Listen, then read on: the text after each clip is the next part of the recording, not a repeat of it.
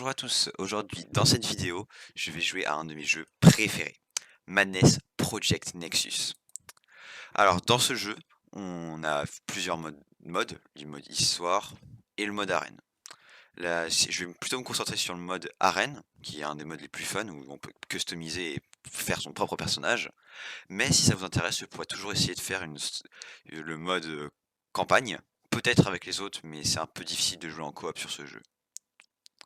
Il y a aussi un sandbox et le tutoriel, parce que j'ai déjà joué à ce jeu avant. Et on va créer notre personnage. Forcément, on appelle Madness.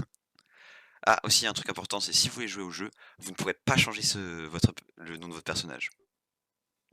Alors ici, on a plusieurs origines. Chacune des origines dans ce jeu, en fait, permet d'avoir des capacités différentes. D'ailleurs, ça c'est nouveau, le Cribber. On va commencer avec l'agent. Au fur et à mesure de la série, je vais essayer de compléter avec toutes les classes afin d'avoir l'achievement pour avoir tous les imprints.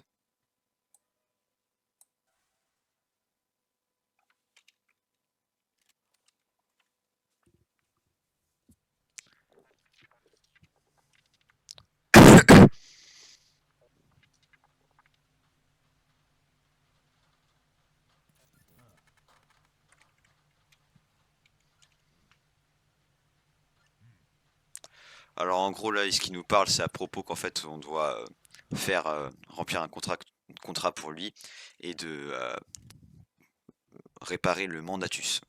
Ce serait une sorte de machine qui est très importante. Notre personnage au début du jeu est amnésiaque, enfin amnésique. Somewhere in Nevada, c'est un classique.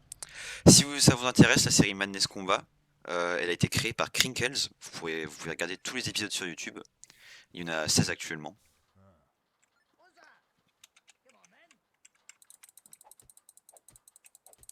Alors forcément, c'est un ennemi de début de jeu, donc je le défonce.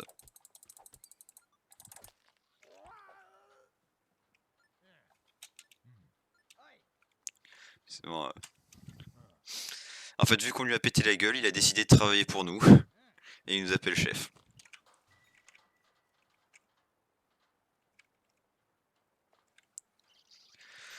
Là, du coup, il faut qu'on se débarrasse de tous les squatters. L'objectif, c'est de prendre contrôle de la tour afin d'en faire une base d'opération pour notre grosse compagnie. Il y a une compagnie de mercenaires dans ce jeu. Donc là, oui, je vais juste tuer tous les gens que je trouve. C'est un beat'em all un petit peu. Enfin, c'est plus un arena shooter ou fighter. Vous entrez dans une zone, vous tuez tous les ennemis présents et vous passez à la prochaine. Il y a évidemment des combats de boss, mais ça c'est plus côté histoire.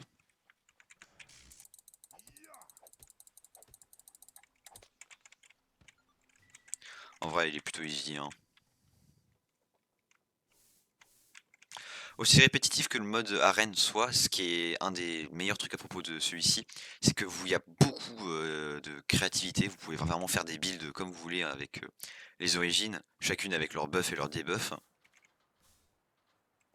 Ce qui est probablement un des aspects le plus fun de ce jeu. Aussi, la touche la plus importante, K, qui te permet de ragdoll.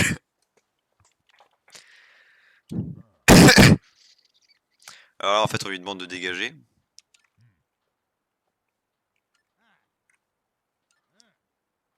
Et du coup, vu qu'on lui a offert un boulot en tant que mec pour laver, parce que forcément c'est un petit peu le bordel par ici, et bah il décide de nous montrer un truc intéressant.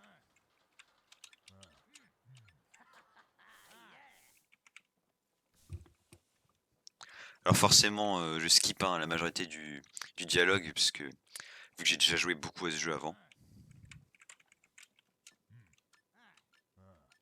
Alors ça, en gros, c'est le Sleepwalker Programme. C'est un truc fait où juste on balance les gens là-dedans pour qu'ils aillent s'entraîner.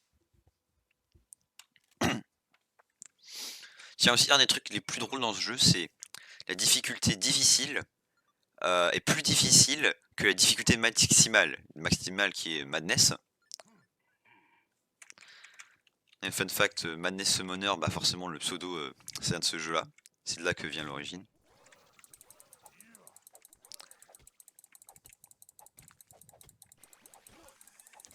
Pouvoir faire un no-hit. Trop easy. Et hop là je gagne mon XP en fonction de ce que j'utilise comme technique. Là dans le cas présent j'ai utilisé des techniques. J'ai été tabassé avec mes points. Résultat j'ai gagné des techniques non armées. Enfin j'ai pas assez d'XP pour... Surtout on peut équiper des items. Dans le cas présent je vais utiliser le BNP9. C'est une sorte de tutoriel en vrai. Alors en fait le truc c'est la difficulté Madness fait en sorte que vous et vos ennemis sont beaucoup plus fragiles. Alors que la difficulté difficile c'est juste les ennemis ils ont plus de PV. Mais vu qu'en difficulté Madness, bah forcément les ennemis meurent rapidement mais toi aussi. Vu que le jeu encourage la violence en faisant en sorte que si vous tuez des ennemis vous gagnez vous soignez plus rapidement. Allez, regardez je vais vous montrer. Hop là je prends des dégâts. Là on peut voir en haut juste ici la barre qui doucement remplit. Sauf que si j'attaque des gens, elle va se remplir plus rapidement. Parce que oui, la violence est la solution. Alors on peut prendre son arme. Je vais skipper le reste du tutoriel, je pense que vous en foutez un petit peu. Du coup après avoir fait un génocide de clankers, forcément il y a le boss qui spawn.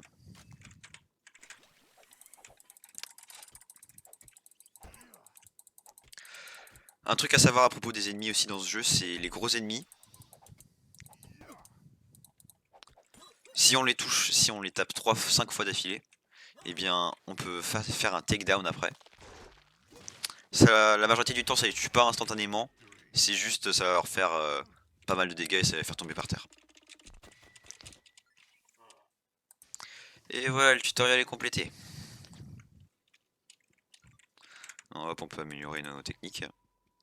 Si je vais prendre de l'endurance, on a majoritairement 4 stats dans le jeu. Ça c'est pas très important les sub-attributs. C'est surtout force, endurance, dextérité et tactique. Tactique c'est pour la barre de tac, c'est ce qui permet d'esquiver des balles. Dextérité c'est surtout la vitesse à laquelle on se déplace et la barre de... Encore avec la barre de tac, si plus elle est grande. Tactique c'est régénération et justement moins ta tactique, plus ta barre de tac se régénère lentement.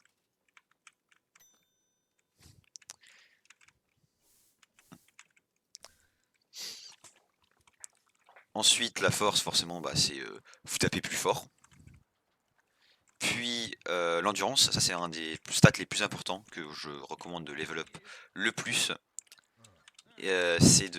Parce qu'elle permet de plus facilement... je vais le montrer. Ça c'est l'encombrance. C'est quand on équipe des armures, style par exemple là hop les lunettes de mon personnage ou son costard, et bien ça vous rajoute de l'encombrance. Et forcément bah... Alors ça c'est une mécanique plutôt utile, c'est vous pouvez aller au-dessus de votre max d'encombrance. Cependant, aller au-dessus va vous empêcher de sprinter. Ce qui est plutôt chiant parce que personne n'aime être une grosse merde collée au sol.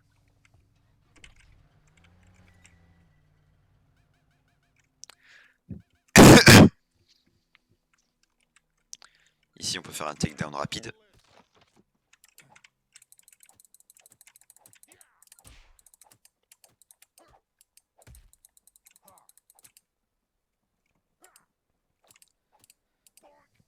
Oh putain.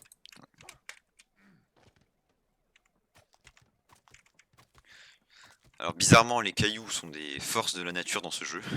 Parce que tu peux tuer des gens à l'aide de simples cailloux. Mais aussi attendez-vous à avoir du gore dans ce jeu, hein, parce que certes là il n'y a que du sang, mais vous pouvez très facilement soit brûler vos ennemis à mort et voir leur squelette, ou bien avoir leur cervelle qui explose.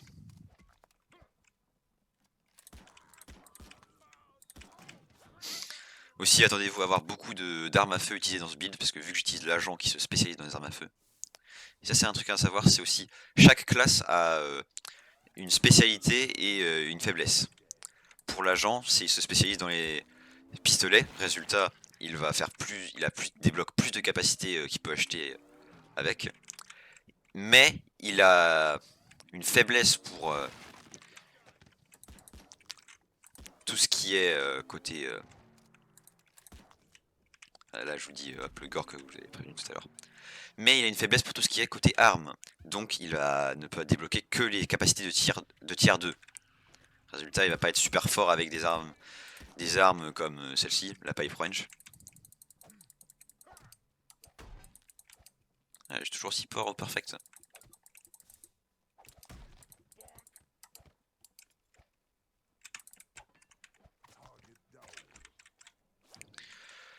Aussi, en fonction de votre force, vous pourrez avoir certaines armes. Là, par exemple, cette batte de baseball, faut que je la tienne à deux mains parce que je suis pas assez fort.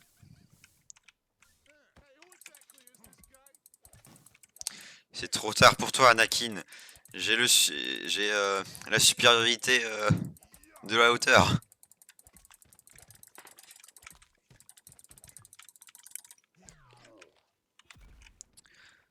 tout cas, aussi, ce jeu a une plutôt bonne OST. C'est juste là, pas grand chose. On va probablement mettre quelque chose au-dessus.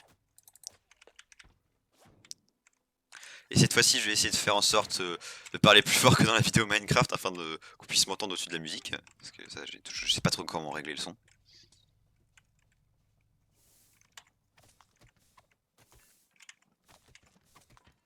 Ah, ils ont aucune idée où est-ce que je suis. Hein. Je suis invisible.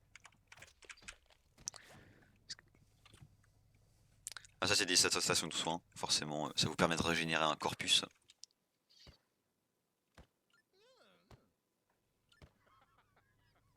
Alors ça, c'est un glitch que j'aime bien faire. C'est juste, tu peux tuer tout le monde sans même qu'ils ne s'en rendent compte en faisant ça.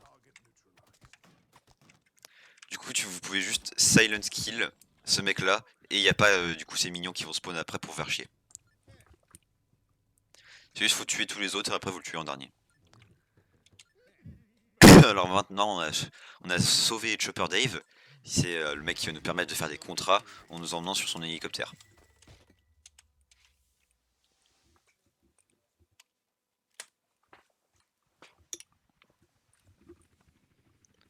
Hélicoptère qui s'améliorera au fur et à mesure du jeu et grâce à lequel vous pourrez avoir plus de minions.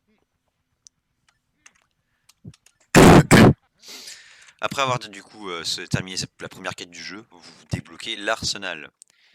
Arsenal qui, comme l'avion, s'étendra au fur et à mesure du jeu.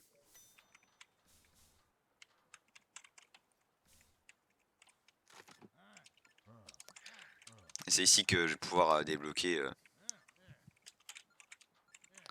Plus tard, je vais pouvoir du coup commander des minions.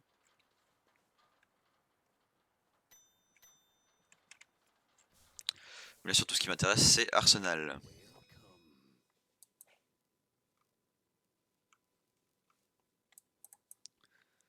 En plus c'est la force en fonction de la taille des armes. Bon j'ai rien de très utile que je peux acheter pour l'instant donc je vais juste lancer la première mission.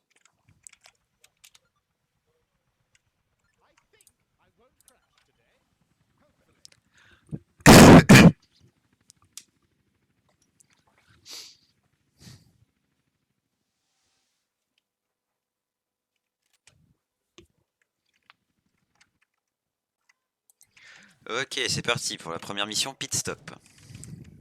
Là il faut juste empêcher des petits bandits de merde de péter les générateurs. Rien de trop difficile.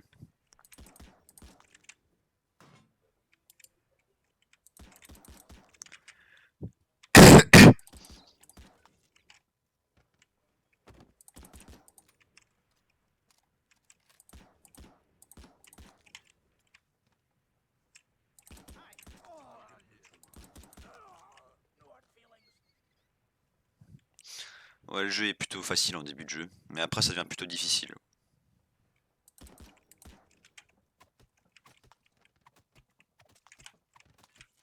Il se planque.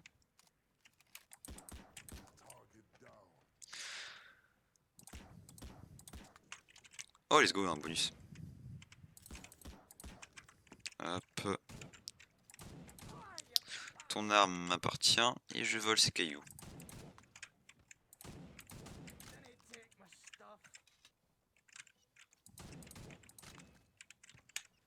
En pratique, on peut juste voler les armes des gens.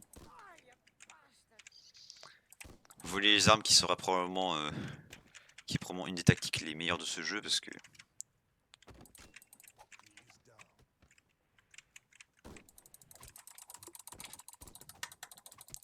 faut vraiment que j'achète des coups critiques.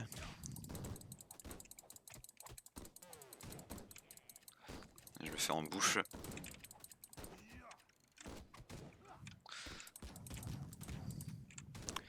J'ai pas non plus envie de perdre la mission. Parce que dès qu'il pète un générateur, je perds.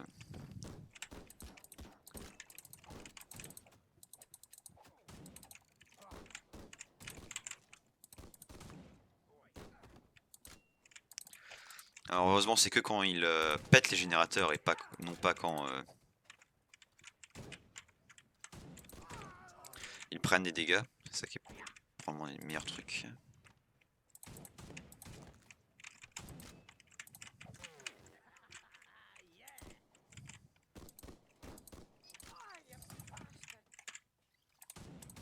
Alors si vous demandez pourquoi est-ce que j'utilise surtout les armes à feu, comme les revolvers qui drop, c'est parce que il faut que je level up pour vous. L'XP de range de portée.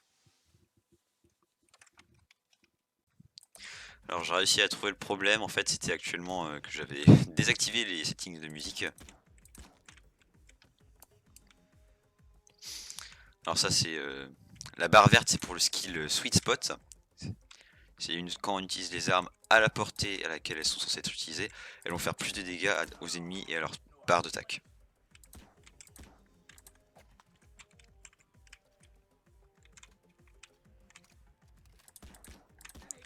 Normalement aussi à partir de ce niveau là il y a les zombies qui en spawn.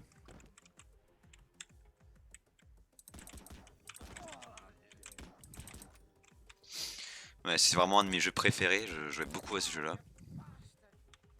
Si ça vous intéresse, c'est Project Nexus 2 sur Steam. Remarque aussi si vous vous intéressez à c'est quoi bah c'est le deuxième jeu de la série, c'était quoi le premier? Eh bien le premier jeu s'appelait Project Nexus, tiens comme c'est bizarre. Vous pouvez y jouer sur Newgrounds gratuitement.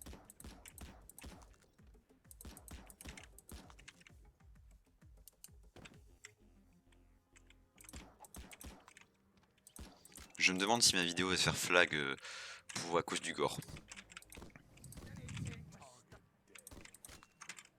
Parce qu'avec les nouvelles régulations de YouTube.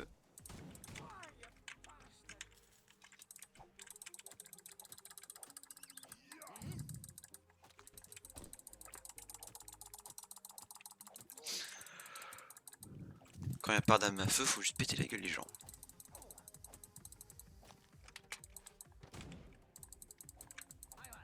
Aussi on peut appuyer sur Shift pour faire des attaques plus puissantes, mais elles sont un peu plus lentes.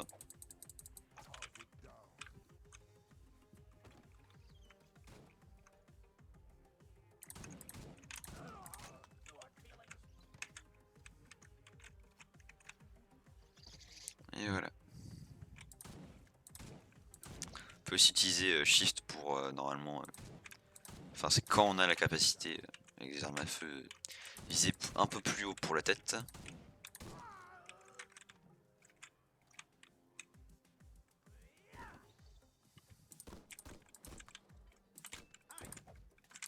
Mais ouais, un des gros trucs dans ce jeu c'est le weapon switching. Vous allez souvent passer d'une arme à une autre.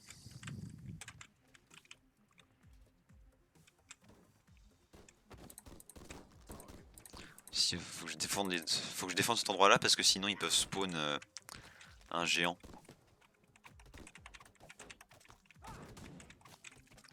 Forcément j'ai pas vraiment envie d'avoir un géant pour me faire chier.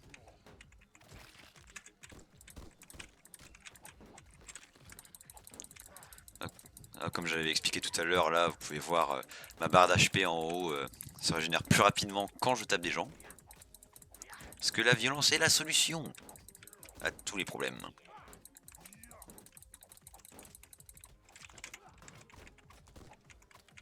Si un des trucs des zombies, c'est que pour les tuer définitivement, faut souvent péter leur cervelle.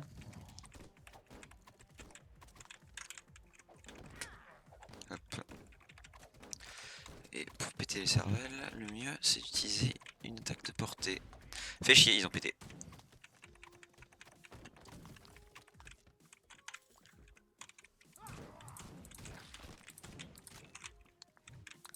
Alors si je laisse ça ouvert trop longtemps, il va spawn normalement le géant. Ou bien c'est quand ils font un rush.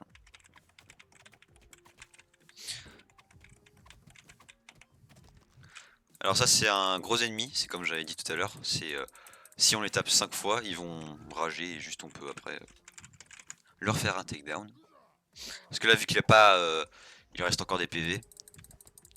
Donc ça le met juste à terre.